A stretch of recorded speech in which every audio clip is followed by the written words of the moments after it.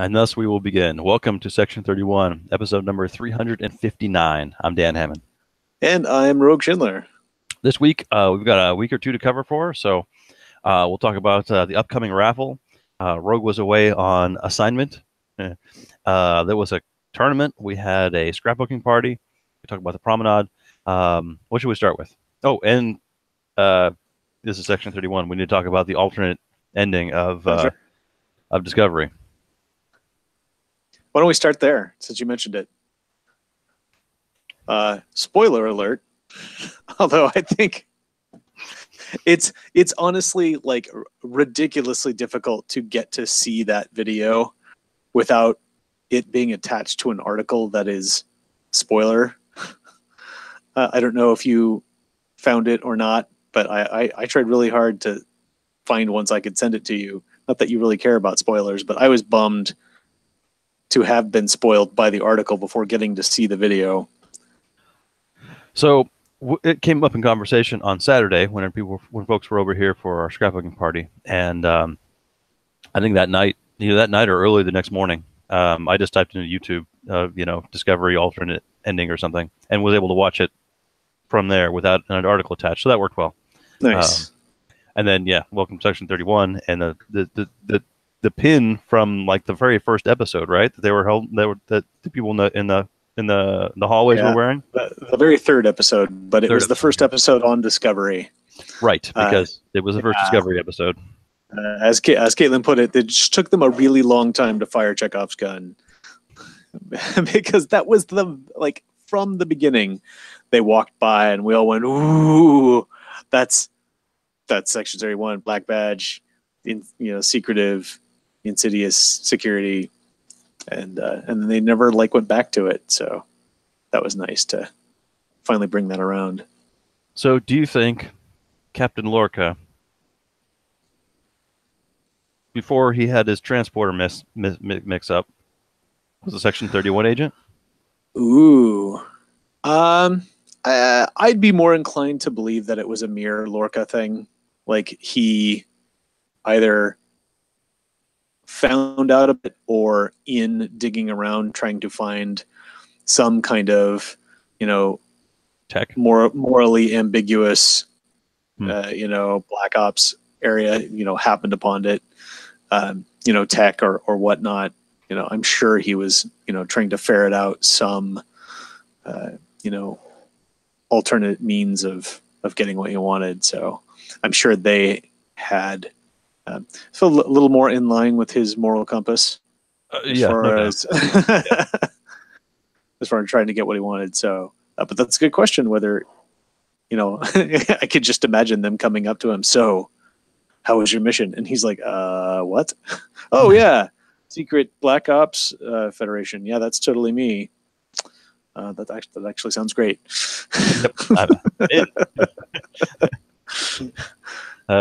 Yeah, Federation with treachery. That I fit right in with that. Yeah. All right. Well, that was fun. Kind of something to tide us over until I guess the new episodes happen later this year, right? Yeah. And actually, it is next year. They have said season 2 is not going to come until 2019, which is all right, disappointing.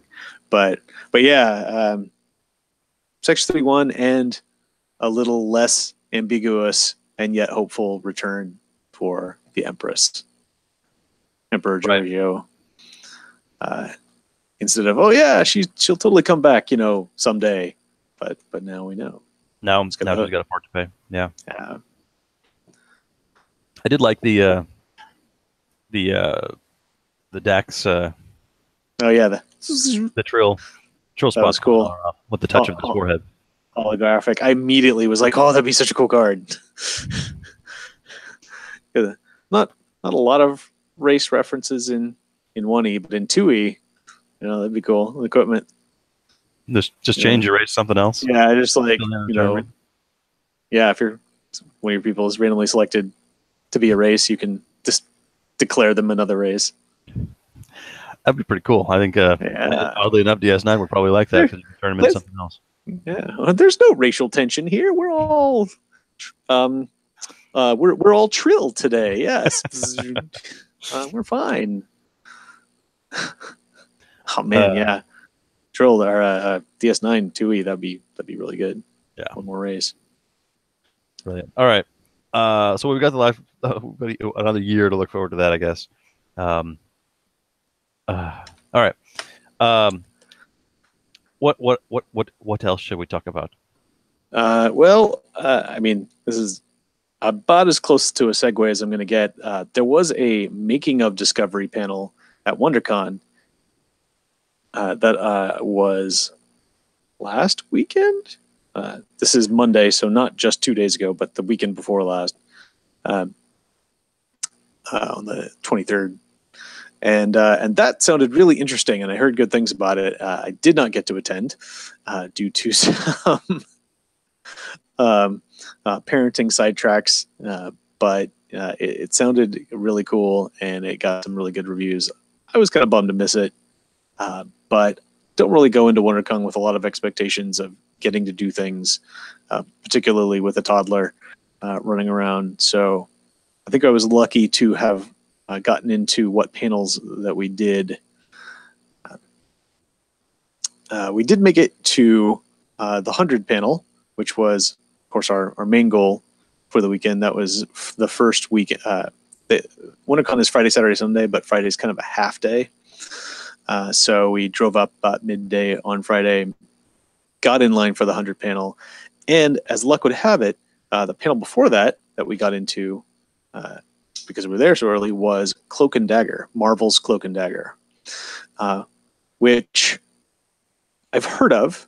Like, if I saw them, I would like, oh yeah, that's Cloak and Dagger. I could even describe them to you without, help. It's not like I would have to see them, but I've never read their book. I've never, I think I've seen them guest appear in one or two books here and there. Know almost nothing about them. So aside from like a vague, general, cautious optimism because Marvel's TV is kind of rocking right now, didn't really have any expectations. And we got in. It was very nice. Some of the same producers at the panel and the two stars that play Cloak and Dagger for about 10 minutes. And then they were like, well, it's really hard to talk about it without you having seen it. It's not coming out until June. So I don't know. This always makes so much, not a lot of sense that they bring us here to talk about stuff when we can't really talk about anything. So how about you just watch the first episode? Nice.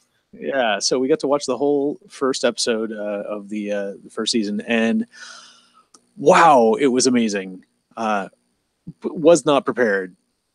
Not just, okay, that was pretty good, or that was surprisingly good. Like, I could have gone into it with high expectations and still had them surpassed. It was really, really compelling, really interesting take for a Marvel show that they haven't really taken. I know they've kind of gone dark with the, the Netflix shows, but this one was really an interesting new take.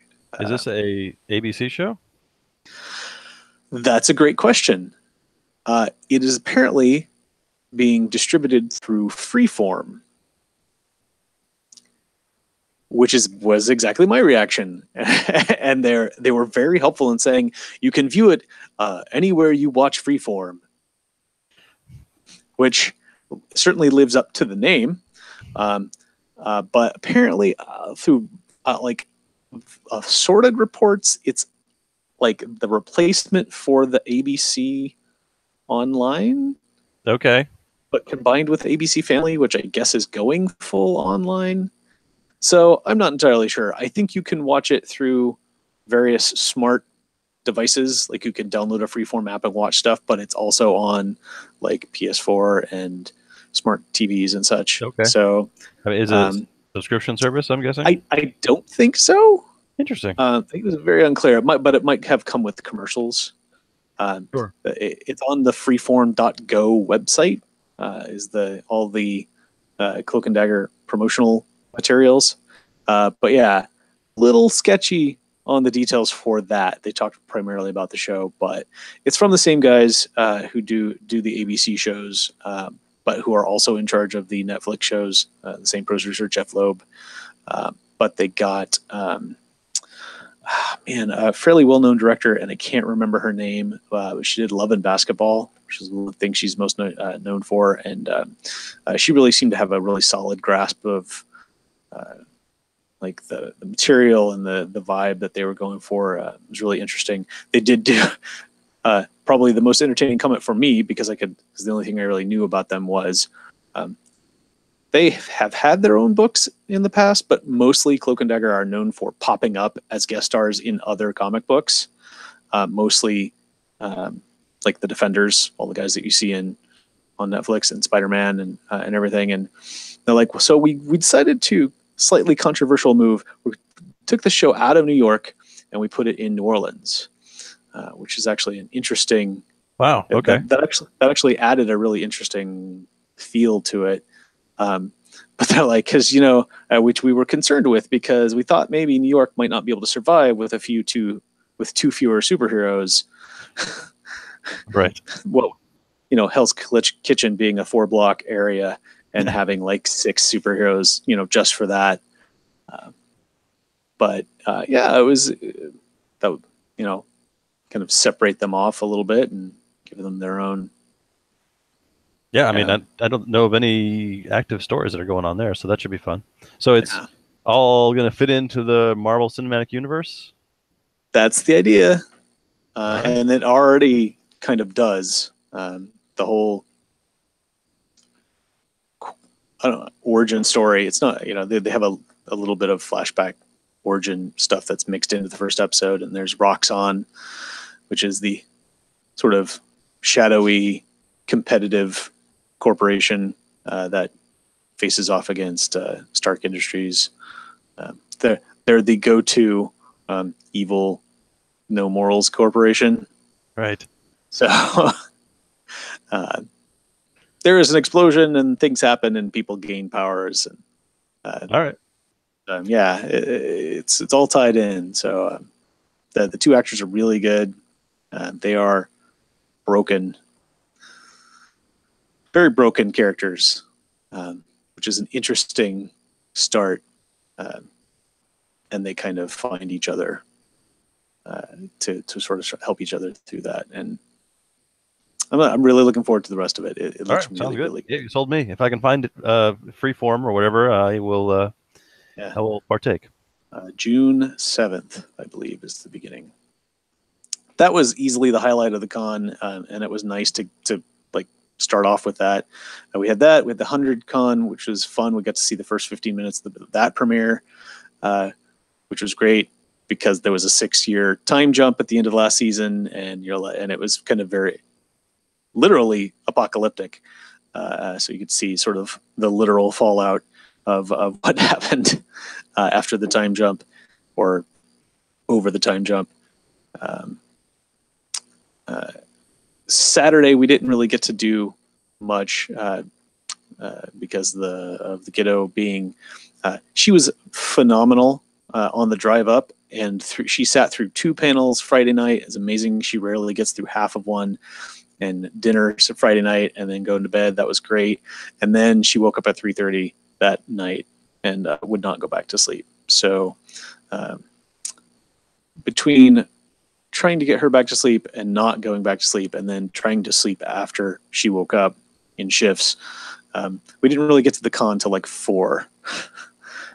Yikes. On Saturday. So we didn't really get to do a lot other than poke around. And then Sunday was just kind of a relaxing day. But, WonderCon is not a giant panel convention. There's a lot of costuming that goes on, a lot of vendors. But it's kind of an odd time. I know there was a big Agents of S.H.I.E.L.D. panel that happened. I didn't get over that. Kind of lost touch with that show. I had a good, relaxing time. Good way to kick it off the rest of the time. It's like, all right, everything else is gravy. Nice. Were all 3 of you costumed? We were, more or less. We did the 100 costumes Friday. Saturday we did pilots with little baby 8. She has a new dress, and it was adorable because she ran up to a portrait poster at one panel. She's like like tapping at it and tapping on herself. And then Sunday, we kind of gave up. We were like, we got this dragon costume, and everybody loves the baby dragon costume. But our matching costumes or our accompanying costumes are really a pain in the ass to wear. The Game of Thrones, Khaleesi and Khal Drogo. Sure. Yeah. We were like, I don't want to do that. Do we want to try to make something else to go with it? And in the end, Caitlin got the Game of Thrones font and some black T-shirts and printed Mother of Dragon and Father of Dragon. Nice. On them. And low then stress. We just yeah, exactly. And it was like, and that was, we wore them with the baby dragon at Dragon Con, and everybody thought it was funny that we were all together, and they got it right away, but they really just cared about the baby dragon. So we're like, all right, here you go, baby dragon. And you would at least, know who to return her to if she gets away. I am a fan of a quickly modified shirt to pass along the information. Yes, indeed. Very good. That sounds like a good show then. That's usually the start of the convention season for you, right? It is. That's the beginning. So I don't think we're going to do too many this year, but certainly get ramping up for Comic-Con, which is kind of around the corner. Yeah, I've got my tickets finally booked for Origins, and we had already booked our flights for Gen Con, so we'll be there. Yeah. And I know at least my wife is planning to do the hotel apocalypse on Thursday, I think, or Wednesday, one of the 2 days. Wednesday morning, yeah. Wednesday coming up. So yeah, cons are coming. All right, awesome. Wow, there was like a dozen topics. What do you want to go to next? Well, there's a raffle on Saturday. Yeah, let's talk about the promenade. So raffle on Saturday. An article actually went up. I wrote it last week, and it popped up on the day it was supposed to. So there's a bunch of bins. Grab the tickets that you've been collecting from participating in events, and drop them in there. I can hit the. This is the first quarterly raffle. Yeah. So the ticket counts are shown, so I can see that there's not many tickets in a bunch of these. In fact, this is probably the lowest ticket total I think I've seen. So hopefully the article bumps up some participation in this, unless you put a bunch of tickets in, and then I wish you the best. That's how I saw it. I didn't. I was like, it should probably be coming up at some point. I think I thought about it scrapbooking, and then I forgot to ask. But I was just flipping through my binder before we started trying to make sure I don't have this card I'm going to put a ticket in for. And, nice. So go get in for that and see if we win anything on Saturday. If the bins should close at like Friday midnight or 9 p.m. Pacific, midnight East. So if you don't get anything in, the next bins should open up at the same time. So there'll be another raffle for the next quarter. You mentioned the scrapbooking party. We put together kits. So the release kits for Symbiosis, the 2E set, should be up as soon as whatever bug was preventing me from putting it up gets squashed. And we also made 1E and 2E kits. So Kit M, the most recent 1E, has over 20 in stock, and Kit VII X that's 17 has over 30 kits in stock. So procure them for your events. And I don't want to hear any complaints that things aren't up there. I think the only thing we're short on right now is tribbles, sadly. Yeah, we're out of tribbles right now. But those should be in the next next round. And we put together a bunch of. We started the Continentals promos. The Masters are ready to go. So if you have a Masters, you should have your kits already. So anyway, the Promenade's in good shape again. All the orders that have been placed up to Friday have been sent out. So everyone should have everything they ordered shortly. Right on. It was a productive weekend. It was. We had a good time despite starting late. I thought we got through it pretty quickly, and it was fun. Had a lot of people. Yeah, we had a good 6 or 7 people, so that was great. You had to dash a little bit early. JD dashed a little bit early. That left 4 of us for a quick round of tribbles, which I want to say Thomas won just because I don't know, and That it's likely. seems likely. Seems likely. But yeah, it was a good time. Nice. I was going to say it looked like there was some errata to discuss, but it was very Very limited. nominal, so Yeah, it's barely even worth mentioning. just a place name on Yeah. a 2E card. I ended up using that mission. I mean, that mission was in a lot of my decks. It was. It's A lot of really my good. spirit work. Yeah. I remember. It's like a couple of different people who have all of those skills. Yeah, exactly. Makes it really good for 40-point mission. Good old Enterprise E, Enterprise J. Yep. Fodder. Exactly. And the other thing on the main page is the teaser for the next 1E set. Yes. And it says April 2018, so that's this month.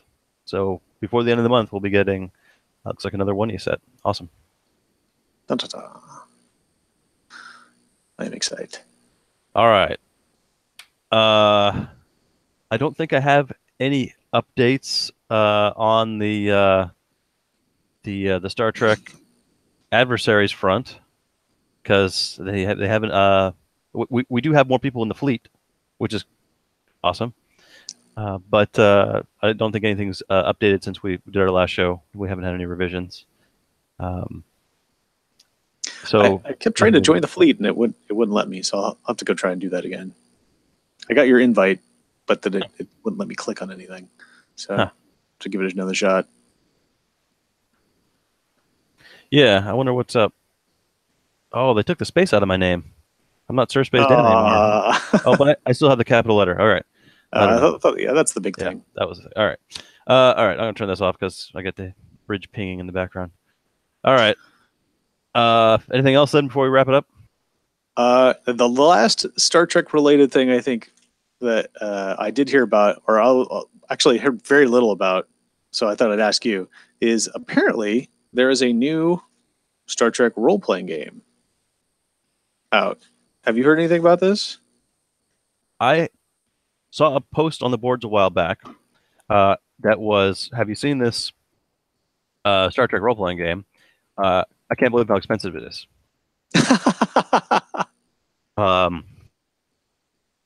And they've got this huge box, a board cube size box. Let me What? put this up. Yeah, no, I gotta share my screen so you can see this. Yeah. So they've got this thing is huge.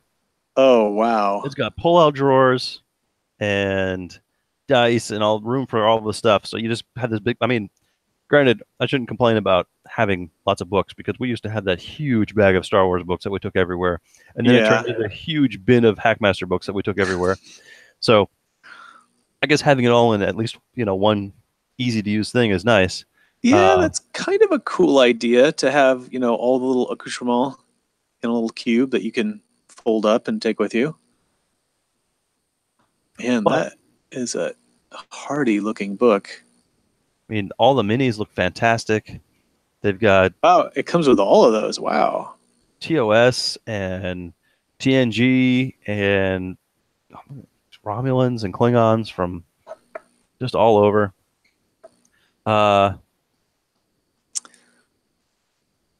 Does not include J.J. Abrams, but includes everything else. So, I haven't seen anything other than just I know nothing about it. JD was talking about it. It sounded interesting. But yeah. Whew. I saw two things I didn't like about that as we were looking. Yeah. Wow, that's for one book. Oh, dang! Now you get everything. Wow. For $555, you should get everything. I certainly hope so. Oh my gosh. Yeah, so that's what they were talking about. I'm guessing just the book is not. Well, just the book was $80 on there. Yeah, that's 85. Four That's rule book crazy. Oh, no, that's the collector's edition. So the regular is 64. That's still pricey, but unfortunately kind of on par with core books these days. yeah. But there's TNG looking books over here and Beta Quadrant source book, Command Division for another 36. That's not bad, but who? And That's you know that like, and the thing is, like, if we got into a game and we were really playing it with all the books, that's certainly, as much as I would hate to admit it, kind of on par with probably what you'd spend. But doing it all at once up front, not knowing if you're going to like the system or not. yeah, that's tough. Yeah, as you said, I could see us going in and getting maybe two of us buying the core book and somebody else buying a couple of the other things, and Yeah, everybody gets their own dice. $550 is a lot all at once, though. yeah. Like if we played it and it was like the greatest role playing game ever designed, or even the greatest Star Trek role playing game ever designed, because Trek is a tough universe for an RPG. Sure. Yeah. Particularly for your typical minded RPGer. Like it's tough to have a chain of command in a role playing game party. Yeah, certainly, right? I mean, you got to have someone in charge. Yeah. I mean, the way to get around that usually is having the person in charge be an NPC and everyone having kind of equal ranks. Yeah. But that's tough to do. I mean, and yeah, we've had semi-successful goes at it, a couple goes, but it was mostly, it was a lot more like an improv. You had to go into it saying, okay, we know this person's the captain, we know that they're in command, but then the captain also has to be okay. Well, we know it's very TNG. We got to let people have, say, like the first officer can go be in the first away team, and they can decide what they're going to do, and but man, it's tough, especially man, D20. I tell you, the more I play D20, the less I like it. I just, particularly for that type of game, like for a crunchy, we're gonna go kill stuff, beer and pretzels D&D game, it is what it is. But for a skill-based role-playing storytelling game, which I think Star Trek leans a lot more towards, I really, yeah, the Fate or even Star. I really like the Fantasy Flight. I think it's the Fantasy Flight Star Wars system is a good go between. If Fate is just too loosey goosey for you, I love that. Okay, I have this many successes, so I succeed this hard, but I also have threats, so bad things happen. But if you can't come up with, on the fly improv, at least gives you some guidance of, okay, a good thing happened and a bad thing happened, or some really good things happened, or some really bad things happened. Sure. And let you go from there. But either of those seems like a better fit for a Star Trek universe than a D20 system. All right, very good. Lord knows I don't need to buy any more D20s. Yeah, right. Even if they have the special Star Trek chevron. All right. If you have made the plunge into this new Star Trek game, please let us know how it goes, how it plays. I mean, we have a Friday night game that meets weekly, so we could certainly give it a test spin if there's some demo PDFs that we can get our hands on or something like that. But I'd like to hear how others have fared with it. Agreed. And with that, I think that's it was a little of this and a little of that. Nickel and dime you to death with our bits of intel this week, but I think we're out as far as I can tell. We are scheduling some regional action in the coming months, at least for one I know. And so we'll have some more on that probably later in the regional season. And I'm sure we'll probably have at least one more tournament before then, if it's going to be.